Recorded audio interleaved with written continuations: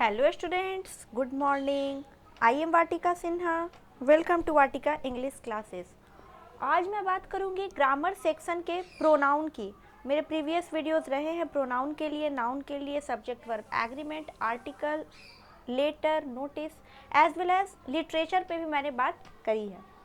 आज स्टार्ट करते हैं प्रोनाउन। इसके प्रीवियस वीडियोस आप जरूर चेकआउट करिए। आई होप आपके लिए वो बहुत हेल्पफुल होगा, बेनिफिशियल होगा। लेकिन आज समझते हैं कि मैंने बताया था सब्जेक्ट और सेंटेंस को तो समझना ज़रूरी है, लेकिन सेंटेंस के फॉर्मेशन को समझना बहुत ज़रूरी है। जब तक आप सेंटेंस को लिख नहीं पाएंगे, समझने का कोई फ़ायदा नहीं हो पाएगा। इसलिए इम्पॉर्टेंट है कि आप रूल्स को इनकॉर्पोरेट करिए अपने सिलेबस में। थ्रू आउट आप सिलेबस को कवर करना चाहते हैं तो आपको रूल्स पता होने चाहिए। बेसिक रूल्स तो आई थिंक सबके लिए मैंडेटरी है। आप चाहे स्कूल में हो, एकेडमिक्स में हो, या आप कॉम्पिटिटिव लेवल की तैयारी कर रहे हो। आज स्टार्ट करते हैं pronoun rule first. In a sentence if it is used as a subject of the sentence then it works as to emphasise noun और प्रोनाउन। अब इसमें क्या बात कही गई? इसमें बताया गया है कि किसी भी सेंटेंस में अगर आप इट को लिखते हैं, इट का हिंदी होता है यह।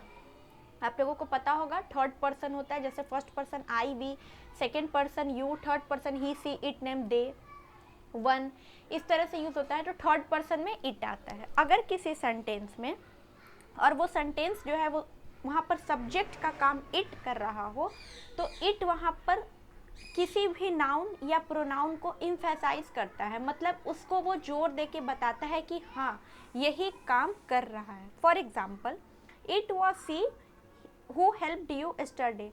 वह वो लड़की है जिसने कल तुम्हारी मदद की थी। तो यहाँ पर सी जो है वो प्रोनाउन का काम कर रहा है। आप लोगों को पता होगा सी जो है वो नॉमिनेटिव प्रोनाउन का काम कर रहा है। इट वॉज सी, वॉज से जुड़ा हुआ है दोनों, लेकिन इंटरलिंक्ड है। इट जिसके लिए आया है वही सी है, मतलब वो लड़की वही है जिसने कल तुम्हारी मदद की थी। तो इट यहाँ पर सी को, प्रोनाउन को एम्फसाइज कर रहा है। Second example, it was Rohan whom I saw in the park। Second example बताता है कि ये लड़का रोहन था जिसको मैंने कल पार्क में देखा था। ठीक है, तो यहाँ पर रोहन क्या है? नाउन है। जैसे यहाँ नाउन और प्रोनाउन बताया गया, तो फर्स्ट एग्जाम्पल में मैंने प्रोनाउन लिया, तो सेकेंड एग्जाम्पल में मैंने नाउन लिया। It was Rohan whom I saw in the park। वो रोहन था जिसको मैंने कल पार्क में देखा था। तो इट जो है वो यहाँ पर नाउन को एम्फसाइज करके बता रहा है। Second rule, in a sentence it is used instead of clause, infinitive and gerund. अब इसमें बात कही गई इट का, मैंने एग्जाम्पल रूल इसलिए लिया है क्योंकि इट बहुत ज़्यादा यूज़ होने वाला वर्ड है। मतलब कोई भी सेंटेंस में इट बहुत ज़्यादा आता है। अगर आप आइदर एक ऐसे पैराग्राफ, आर्टिकल लिख रहे हो तो इट का यूज़ आप बहुत ज़्यादा करते हो, तो उसको समझना ज़रूरी है कि कहाँ करेंगे हम लोग यूज़। तो कोई भी सेंटेंस में इट को जो होता है, हम लोग इसको दो तीन चीज़ के बदले भी यूज़ करते हैं। फॉर इंस्टेंस, हम लोग क्लॉज के बदले, इन्फिनिटिव के बदले, जिरंट के बदले पे यूज़ कर सकते हैं। इन्फिनिटिव का मतलब टू प्लस V1, जिरंट का मतलब मेन वर्ब V1 के फॉर्म में जो होता है as it is plus ING। तो एग्जाम्पल में it is said that he is ill. अगर हम लोग बात करें कि इट इज़ सेड, ऐसा कहा जाता है कि वो बीमार है। ही इज़ इल यहाँ पर क्लॉज का काम कर रहा है। क्लॉज में आप लोगों को पता होगा प्रिंसिपल क्लॉज, सबऑर्डिनेट क्लॉज होता है। तो ही इज इल यहाँ पर काम कर रहा है क्लॉज के बदले। It is easy to find, infinitive यहाँ क्या है? टू प्लस V1, फाइंड आप लोगों को पता है, फाइंड, फाउंड, फाउंड होता है।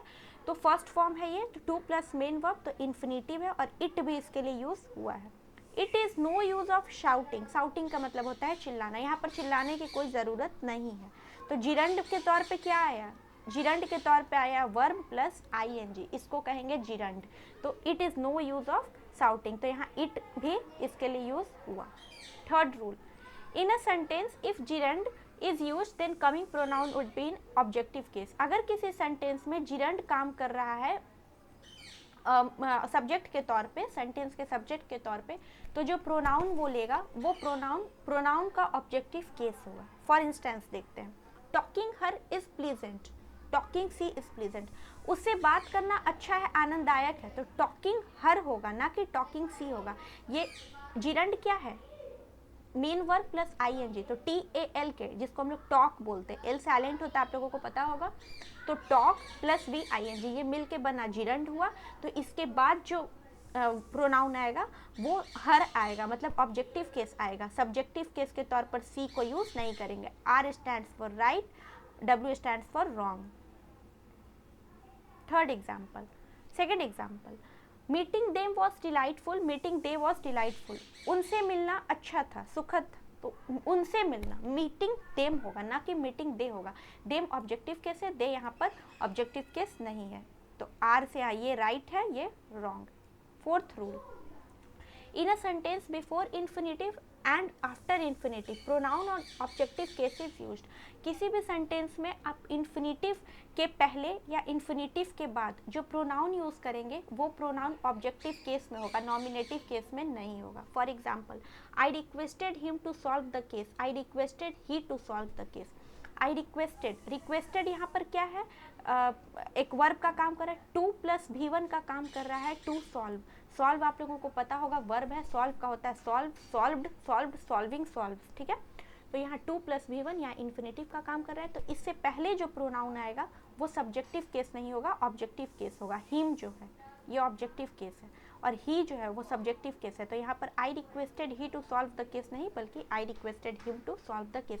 ये एग्जाम्पल हुआ टू प्लस V1 के पहले के केस का। अब हम लोग देखते हैं, Radhika is happy to meet me soon, Radhika is happy to meet I soon.